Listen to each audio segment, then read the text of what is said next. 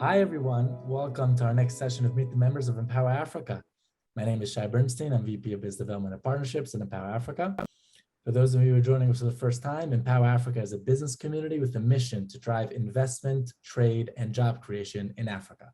We believe in trade over aid, and that business is the best way to grow, build, and create sustainable and scalable solutions. We believe in bringing good people together and the power of synergy, right? That's where the magic happens. And our goal is to create the connections, optimize the communication, and maximize on the collaboration. Our business community, the Empower Africa Business Network, brings together SMEs and different startups, investors, banks, VCs, multinational enterprises, government officials, nonprofits, all to one table to enhance the communication and the collaboration. Speaking of bringing good people together, it's my pleasure and honor to welcome Ernst Muller, Senior Associate at HSF from South Africa. Ernest, how are you? Thank you for joining us. Hello, Shai. Thank you very much for the invitation and for hosting me today. I am very well. I hope you're well too. Yes. Thank God. How's COVID these days in South Africa? What's the situation? Is it lockdown or? Fortunately, our president, Cyril Ramaphosa, over the weekend further relaxed some of the restrictions that we have in the country. So we're now down to what they call level 2, which means that people have a lot more freedom. It was a welcome announcement for the business community. Restaurants are now allowed to stay open longer during the day, and people can travel around a bit more freely. So it's good. I think it's a welcome opportunity for people to get back to life as we used to know it, at least. Of course, with the necessary safety precautions in place. But yeah, and it's a good time. It's spring in the south, right? So we're very great, wonderful. So that's I'm glad to hear. So please tell us a bit about yourself. Sure. Thanks, Shai. I'm a senior associate, as you mentioned, at Herbert Smith Freehills' office in Johannesburg. I'm a member of the firm's mining and an ESG team. And that then takes me probably to who I am and my specific interests. I have been described as a natural scientist turned lawyer, which is something that I quite liked. I have a background in environmental sciences, which is the science of sustainable development, and then obviously also degrees in law. And then I'm currently pursuing further studies with the University of Witwatersrand, focusing on the intersection between global administrative law and international human rights law. So from an African perspective, our practice focuses on the laws that govern the exploitation of natural resources, but from different perspectives then, working with members of both the public sector as well as the private sectors, and trying to find solutions that would make sense when issues arise in Africa.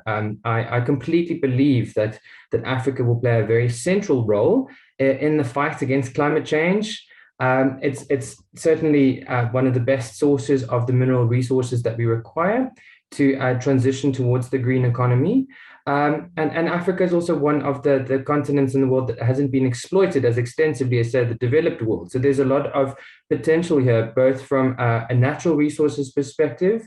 If we think about the forests in the Congo, in the center of Africa, all of the other natural resources that we have here, the presence of a lot of sunlight as a simple example, as a source for renewable energy. And then also we must in Africa never forget about the human capital we have. We have more than 1 billion people here who are looking for jobs, who are ready to do what it takes to build livelihoods and take care of their own families. And those are resources that the business community must not shy away from working with towards establishing. And for me as a lawyer working in Johannesburg, that's a central passion.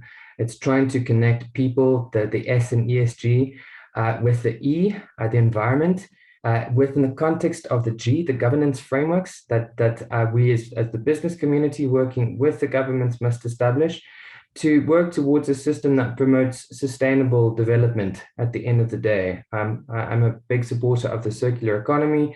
I'm a big supporter of everything that focuses on sustainable development. And I think that Africa has the benefit of learning from the lessons that the developed world have been exposed to. And we can use use the information that they've gathered to date to establish our own systems in Africa to drive development in a way that is sustainable, and instead of trying to fix some of the ills of the past. For sure. Wow, that's fantastic. Very interesting career change, and I like where you're going with it. You know, sounds fantastic. So, in terms of HSF, who would you want to be connected to on the Empower Africa business community and in general?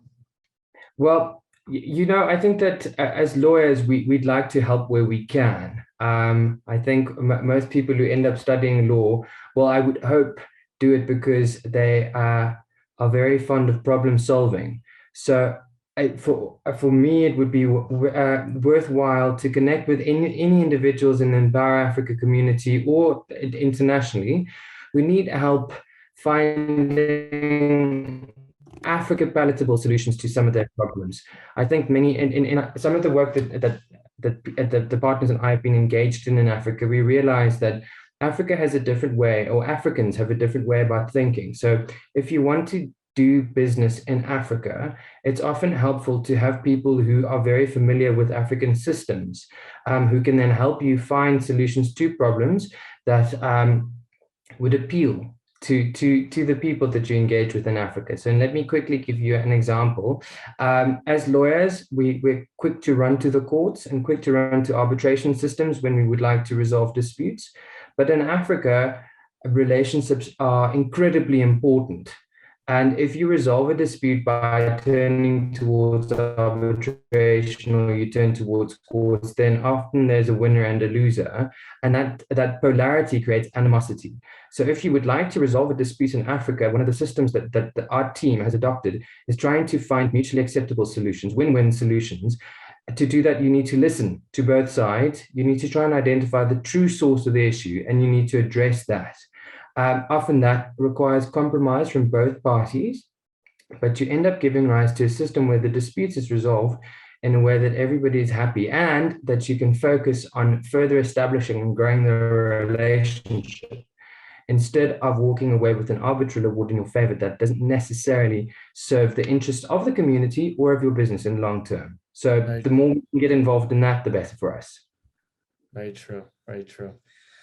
Okay, wonderful. So to sum it up, I'd like to always ask the guests to share a certain saying or quote that they resonate with and that they like. So please. I'm a big fan of Newton's quote where he said, the only reason why he saw so far is because he saw the giants.